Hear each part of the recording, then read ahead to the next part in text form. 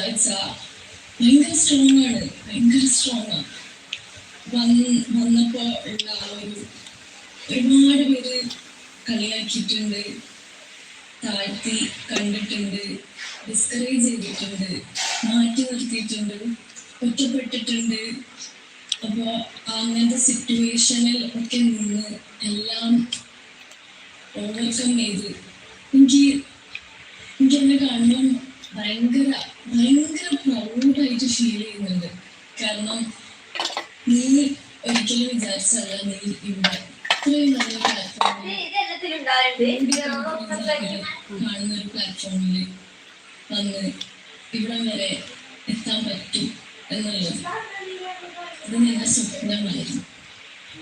ഒരു സമയം നിന്നോട് ആരും ഉണ്ടായില്ല, നിനക്ക് നീ മാത്രമേ ഉണ്ടായുള്ളൂ. ഒറ്റപ്പെടുന്ന ഒരു അവസ്ഥ എന്ന് പറയുന്നത്